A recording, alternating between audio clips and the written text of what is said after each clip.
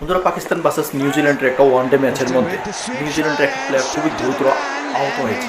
সেটাকে অনেকে বলছে পাকিস্তানের যে মাঠের অসুবিধা নাকি সেখানে লাইটের অসুবিধা। সে রাত্রেবেলা খেলার সময় যে রচিন রবীন্দ্র নিউজিল্যান্ডের একটা ওপেনার ব্যাটসম্যান, দুর্দান্ত খেলেছে বন্ধুরা, দুর্দান্ত খেলার একটা প্লেয়ার।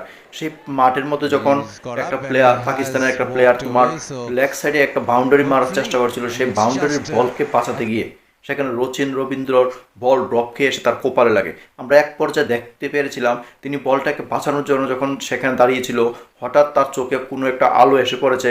আদারওয়াইজ তার মাঠে যে বল পড়েছে হঠাৎ সেখান থেকে বাউন্সার হয়ে তার মাথায় লেগেছে। অনেকে বলছে এমন পরিস্থিতি যদি সেখানে পাকিস্তানের মধ্যে এখন হয়ে থাকে, যদি মাঠের এরকম ওভার বাউন্সিং ফিল্ডিংয়ের প্রবলেম হয়, অথবা সেখানে লাইটের কোনো প্রবলেম হয়, বা চোখে যদি কোনো আলোর কারণে এই ঘটনাটা ঘটে থাকে, তাহলে কিন্তু বন্ধুরা চ্যাম্পিয়ন ট্রফিতে বিশ্বের যত বড় বড় তাবড় তাবড় প্লেয়াররা, বড় বড় টিমের লিজেন্ডরা যখন সেখানে খেলতে যাবে, তাদের কিন্তু ভয়ানক ঝুঁকিও থাকতে পারে।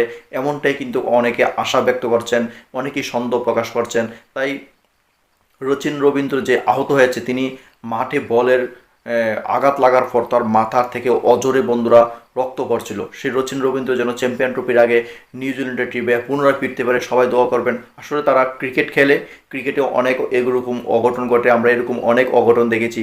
অনেকে এরকম ছোটোখাটো আহত হওয়ার পর তার জীবনে ক্রিকেট থেকে বাইরে চলে যেতে হয়, কিন্তু আমরা যেন রচিন রবীন্দ্র একটা ইয়ং একটা প্লেয়ার, তিনি নিউজিল্যান্ডের হয়ে খেলে, তিনি আমাদের আইপিএলও খেলে, তার যেন তাড়াতাড়ি যেন রিকভারি করে তিনি চ্যাম্পিয়ন ট্রফিতে খেলতে পারে। তার অনেক খেলাতে ক্লাসিক্যাল রয়েছে, খেলাতে অনেক সুন্দর তিনি শট খেলে, অনেক বড় বড় ইনিংস তিনি খেলতে পারে।